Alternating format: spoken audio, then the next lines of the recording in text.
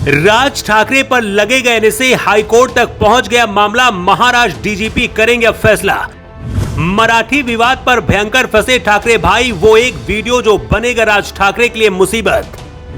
गठबंधन से पहले ही अलग हो गए ठाकरे भाई, राज ठाकरे पर कार्रवाई, साथ छोड़कर भागे उद्धव ठाकरे।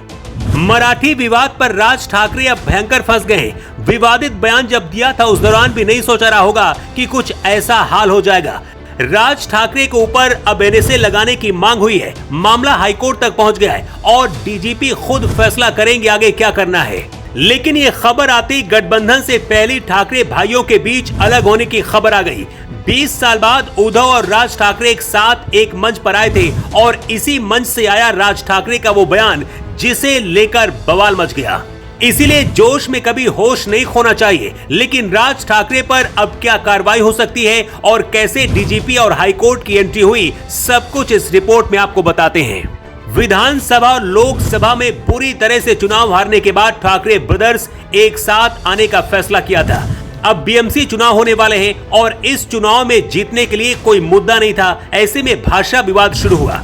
दूसरे राज्यों के लोगों से जबरन हिंदी बुलवाई जा रही है। 5 जुलाई को मंच से राज ठाकरे का एक वीडियो वायरल हो रहा है जिसमें वो मंच से कह रहे हैं कि पिटाई करो लेकिन उसका वीडियो मत बनाओ। सोचिए, एक नेता इस तरह से उकसा रहा है। अब यही वीडियो राज ठाकरे के लिए मुसीबत बन गया है।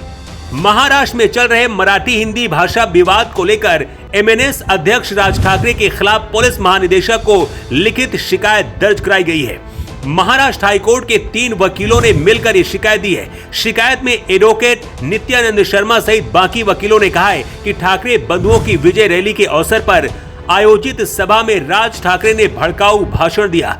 जिस तरह से दूसरे राज्यों के लोगों पर हमले हो रहे हैं, इससे राष्ट्रीय सुरक्षा को खतरा उत्पन्न हो सकता है।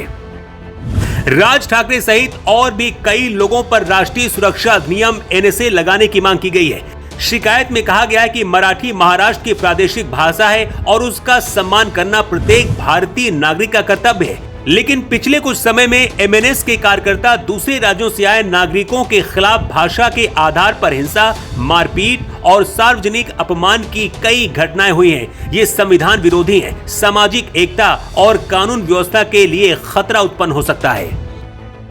उद्धव ठाकरे को लग रहा था कि वो 20 साल बाद भाई के साथ मिलकर कुछ कमाल कर जाएंगे, लेकिन अब लगता है कि उद्धव की बची कुची पार्टी को राज ठाकरे कब्जाने वाले हैं। कैसे इसे समझिए। विधानसभा चुनाव में शिवसेना को करीब 10% वोट मिले और 20 सीटें, जबकि राज ठाकरे की पार्टी मन से तो खाता भी नहीं खोल पाई। यहाँ तक कि राज ठाकरे के बेटे भी चुनाव हार गए।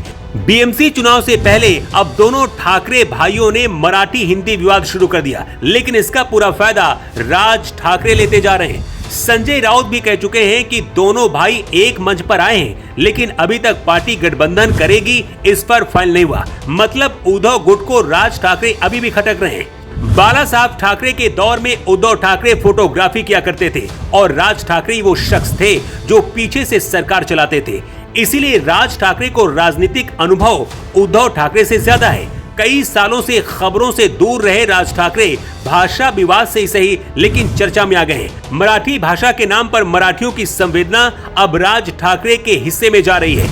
महाराष्ट्र हाईकोर्ट के वकीलों ने मांग की है कि इस गंभीर मामले में राष्ट्रीय सुरक्षा अधिनियम के तहत राज ठाकरे और उनके कार्यकर्ताओं पर कार्रवाई की जाए। ऐसे नेताओं पर कार्रवाई होनी चाहिए क्योंकि आम जनता ऐसे लोगों की वजह से परेशान होती है और ये लोग सिर्फ अपने वोट बैंक के लिए गरीब और मजबूर लोगों को परेशान करते हैं। राज ठाकरे अब पूरी तरह से फंस गए हैं और जेल भी हो सकती है। वैसे मराठी विवाद को लेकर आपकी राय क्या है, कमेंट बॉक्स में लिखकर आप जरूर बताएं।